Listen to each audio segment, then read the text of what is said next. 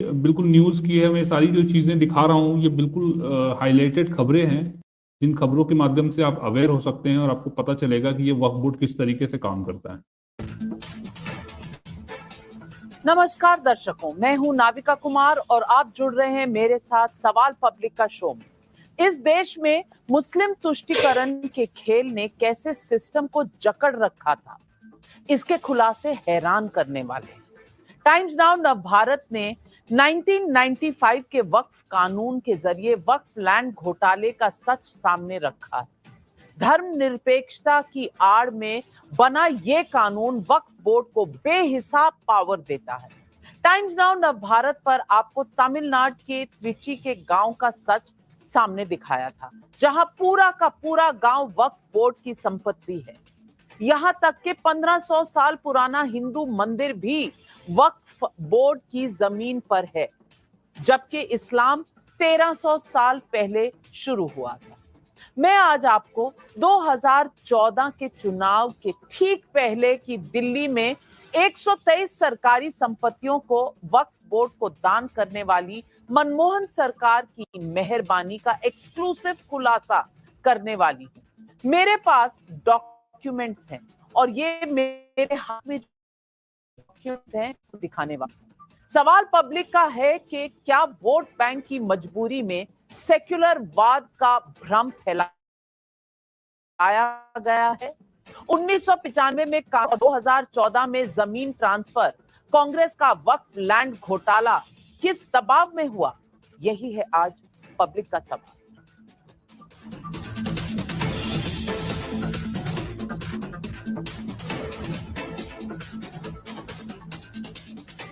दर्शकों, 5 मार्च 2014 को मनमोहन सरकार ने एक सरकारी गैजेट निकाला था और ये सरकारी गैजेट इस वक्त मेरे हाथ में है।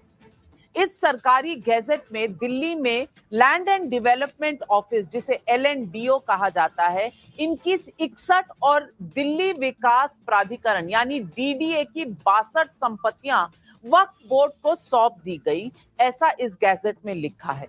यहां पर लिखा कि ये सारी वक्फ properties under the control of LNDO and DDA subject to following conditions में बी गिवन, और इसमें कंडीशन लगाया कि इसके खिलाफ जो कोर्ट में केसेस हैं ये वक्फ बोर्ड वापस ले लेगी। ये यहाँ प्रावधान में लिखा है। और ये कौन कौन से लैंड हैं अगर मैं आपको दिखाऊं तो ये है पक्का मजार, जो JP hospital, Jayaprakash Narayan hospital में है, मस्जिद और ग्रेवयार्ड यानी कि शमशान घाट, ये रामलीला मैदान में तुर्कमान गेट में है। इसके अलावा इंडिया गेट के पास मानसिंह रोड पर जब्तागंज मॉस्क है। ऐसे तमाम प्रॉपर्टीज के बारे में ये कहा गया। इसमें यह भी कहा गया कि नोटिफिकेशन में अगर आप ध्यान से देखें तो DDA LNDO की जो प्रॉपर्टीज तो दी गई, इसमें यह भी कहा गया कि नोटिफिकेशन, देश में इस वक्त चुनाव का आचार संहिता लागू था 2014 में जब ये नोटिफिकेशन आया, और इसके पॉइंट नंबर 1 में कहा कि कोई कॉम्पेंसेशन नहीं दी जाएगी गवर्नमेंट से या DDA से किसी भी इस प्रॉपर्टी की जो वापस दी जाएंगी। अब इसको पढ़कर कोई कहेगा कि जैसे सरकार वक्फ बोर्ड पर बहुत सख्त है और कह रही है कि कोई मुआवजा नहीं देंगे, लेकिन पॉइंट नंबर 2 में कहा कि सारे केसेस रद्द कर दो। यानी केस आपको जीतने की जरूरत नहीं है, गलत भी अगर केस है तो सरकार आपको दे देगी ये पूरी की पूरी संपत्ति, ये पूरा का पूरा लैंड, और ये आप केस विड्रॉ कर लीजिए, हम आपस में मिल बांट कर ये डिसीजन कर लेंगे। अब सोचिए, दिल्ली वक्फ बोर्ड सरकार पर संपत्तियों के लिए मुकदमा करती है और मुकदमा वापस लेने के नाम पर वक्फ बोर्ड को संपत्तियां दे दी जाती हैं दान। इन 123 संपत्तियों में कैसी कैसी संपत्तियां हैं, मैंने कुछ आपको दिखाई। 29/1 JP हॉस्पिटल की बात मैंने कही, 49/1 मस्जिद और कब्रिस्तान तुर्कमान गेट, इंडिया गेट के पास मानसिंह रोड पर जब्तागंज मस्जिद, 4/1 अरविंद रोड पर हनुमान मंदिर के पास एक मस्जिद, 60/1 संसद भवन के पास एक मस्जिद, और तमाम इस तरह की प्रॉपर्टी। सरकारी जमीनों को वक्फ बोर्ड को सौंपने के फैसले के खिलाफ विश्व हिंदू परिषद ने दिल्ली हाईकोर्ट का रुख किया था, लेकिन उसकी अपील ये कहकर ठुकरा दी गई थी कि इन सभी संबंधित पक्षों से बातचीत कर केंद्र सरकार फैसला करे।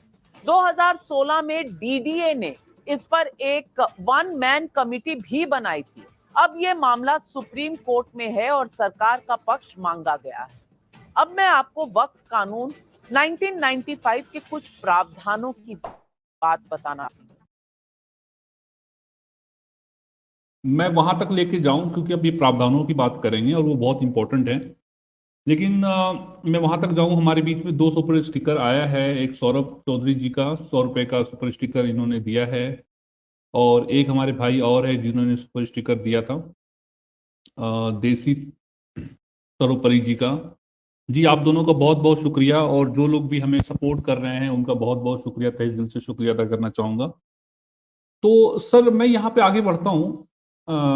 हमारे बीच में IND ट्रू साहब जो आए हैं, ये जो चीज़ें बताई गई है कि किस तरीके से कांग्रेस सरकार ने यहाँ पे मनमाने तरीके से बड़ी संख्या में ये प्रॉपर्टीज दे दी थी, 123 प्रॉपर्टी दे दी थी।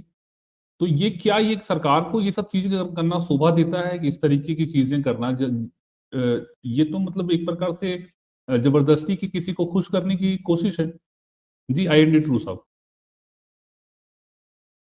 जी, आपकी आवाज नहीं आ रही सर। जी, ये जो है ये तो आपको मालूम ही है किस वजह से दी गई थी। टोटल मिला जी, के लेकिन हमारे 60 करोड़ दर्शकों को थोड़ा सा जानकारी दीजिए। जी, ये तो जल्दबाजी में जब आचार संहिता लागू थी उस टाइम पे इनका एक खेल होता है बस कि हाँ, आपको हम मुआवजा नहीं देंगे और आप ये केस विथड्रॉ कर लो, आपको प्रॉपर्टी दे देते हैं। ठीक है? लोगों को ऐसा लगे, फीलिंग आए कि हाँ, ये जो है गवर्नमेंट ने कॉम्पेंसेशन नहीं दिया और जनता का पैसा बचा लिया। बट खेल ये है कि प्रॉपर्टी दे दी। बस जी, यही टोटल हुआ था उसमें। इस वजह से ये वापस भी ली गई हैं और उसके अगेंस्ट दोबारा भी केस फाइल किया गया है। ये रीसेंट अपडेट है इसका। जी, जी, जी। तो ठीक है? यहाँ पे अगर आप हाँ, तो उन प्रावधानों चाहें को तो हम मैं चर्चा करेंगे उसके बाद उन हाँ, आप प्रावधानों को चाहें भी तो मैं चर्चा कॉपी करेंगे। भेज दूँगा आपको। जी, हाँ। नहीं, हमारे दर्शकों को इतना समझ में आ रहा है। क्या होता है ना, टेक्निकल चीजें लोगों को बहुत ज्यादा समझ में भी नहीं आती, लेकिन जो चीजें हम खुल के यहाँ पे बता रहे हैं, एक्सप्लेन कर रहे हैं ना, वो चीजें भी लोगों को समझ में आ रही है कि जरूरत से ज्यादा ही अधिकार दे दिए गए हैं वक्फ बोर्ड को, कि वो किसी पे भी दावा ठोक सकता है और उसको साबित करना पड़ेगा कि अ, ये जमीन उसकी है या नहीं है। उसके डॉक्यूमेंट उसको दिखाने पड़ेंगे, और उसके लिए उसको जाके कोई सिविल कोर्ट में या जो भी उसका जो लोकल कोर्ट होता है वहां पे वो नहीं जा सकता। उसको ट्रिब्यूनल कोर्ट में जाना पड़ेगा, जहां पे इन्हीं के लोग बैठे हुए हैं। यानी कि चोर जो है वो चोर से ही जाके उससे बात करनी पड़ेगी कि भैया मेरे सामान जो आपने चोरी कर दिया वो मुझे वापस कर दो। ये तो अजीबोगरीब कहानी है। हमारे बीच में अभी साहब जुड़ गए हैं। अभी साहब, क्या बोलना चाहेंगे सर इन सब चीजों के बारे में? आपका क्या कमेंट है? मेरे पास नेटवर्क नहीं आ रहा था, मैं तब से जुड़ने की कोशिश कर रहा था, लेकिन जो भी आपने बात कही है मेरे जी, ख्याल से आपने वही बात कही है कि मुस्लिमों के पास ही अगर मुस्लिम जाता है तो एक बार नहीं, अभी नेटवर्क में अभी भी इशू है अभी साहब आपका। कुछ समझ नहीं आ रहा मुझे। एक बार मुझे लगता है दोबारा से आपको ट्राई करनी चाहिए या थोड़ा सा रुकना चाहिए आपको। चलिए हम आगे बढ़ते हैं, क्योंकि आपकी आवाज़ समझ नहीं आ रही मुझे, तो मैं इस वीडियो को थोड़ी सी आगे और प्ले करना चाहूँगा। जी, तो ये वीडियो थोड़ा सा और आगे बढ़ाते हैं, जिससे संपत्तियों को लेकर सरकार के वक्फ बोर्ड की मुकदमेबाजी की पिक्चर आपको क्लियर होगी। वक्फ एक्ट 1995 यानी कांग्रेस की सरकार, नरसिम्हा राव की सरकार में लाया गया था। कब लाया गया था? 4 साल प्लेसेस ऑफ वर्शिप एक्ट के बाद। तो प्लेसेस ऑफ वर्शिप एक्ट में आपने हिंदुओं के सारे राइट्स ले लिए, उनके सारे मंदिरों को सिवाय अयोध्या के बंद कर दिया कि इस पर कुछ नहीं हो सकता। लेकिन वक्फ एक्ट 1995 का सेक्शन 40 क्या कहता है? कहता है अगर वक्फ बोर्ड को लगता है कि कोई संपत्ति उसकी है तो वो उसकी जांच कर सकता है, और अगर बोर्ड ये मान ले कि ये संपत्ति उसकी है तो वो उस संपत्ति को वक्फ की संपत्ति घोषित कर सकता है। वाह भाई वाह, मुझे ये जमीन अच्छी लगी, मैं वहां जाकर खुद ही वहां पर सर्वेक्षण करूं और कहूं ये मुझे लगता है कि मेरी है, तो मेरी हो गई। कितना आसान है इस एक्ट के तहत। अब एक और सेक्शन आपको बताती हूँ। वक्फ एक्ट 1995 का सेक्शन 54 कहता है वक्फ बोर्ड सिर्फ किसी संपत्ति को वक्फ, तो ऐसी संपत्ति को खाली करवाना होगा। यानी कि वक्फ बोर्ड बन गई सरकार और सरकार आदेश देगी तो डीएम वहां से सब कुछ हटा देगा जो वहां पहले मौजूद हो। अभी ये तो अजीब बात है। ये सेक्शन 54 आपने देखा, अब सेक्शन 85 देखिए। इसमें लिखा है इसके तहत अगर कोई मामला वक्फ से जुड़ा हुआ है तो उसे किसी सिविल राजस्व कोर्ट या किसी अन्य प्राधिकरण में चैलेंज आप कर ही नहीं सकते। यानी कि त्रिची के गांव वाले त्रिची के डिस्ट्रिक्ट कोर्ट में नहीं जा सकते, उन्हें जाना पड़ेगा चेन्नई। उनको जाना पड़ेगा चेन्नई और वहां जाकर लड़ना पड़ेगा हाई कोर्ट में। यानी कि एक लेवल जो आपको कानून और आपके हक में है वो आपको मिलेगा ही नहीं। आप डिस्ट्रिक्ट कोर्ट जा ही नहीं सकते क्योंकि वहां तो वक्फ बोर्ड जो है वो बॉस है। और इसके खिलाफ कोई भी आपकी अपील हो तो आप हाई कोर्ट जाइए। ट्रिब्यूनल अगर जाएंगे वक्फ बोर्ड की तो ट्रिब्यूनल भी उनका, उनके सारे जज भी उनके, आपकी अपील वहां सुनी जाएगी और फैसला भी वही करेंगे। यानी कि जिससे झगड़ा वही फैसला करके आपको बताएगा कि आपका अपील सही है या गलत। कमाल है। ये कभी सुना है आपने किसी और धर्म के लोगों के लिए, सिखों के लिए या पारसियों के लिए, बौद्ध के लिए या जैनियों के लिए? नहीं, लेकिन ये वक्फ एक्ट में लिखा है। अब एक और सेक्शन बता दूं, 83 सेक्शन। इस सेक्शन में साफ लिखा है कि वक्फ ट्राइब्यूनल के पास वैसे ही पावर होंगे जैसे सिविल कोर्ट के पास होते हैं। यानी कि वक्फ की जो ट्राइब्यूनल है उसको जुडिशियल पावर्स भी हैं। ट्रिब्यूनल का फैसला फाइनल होगा, उसे सभी पक्षों को मानना ही पड़ेगा। आपके पास कोई गुंजाइश ही नहीं है कि आप उसको चैलेंज कर सके वहां पर।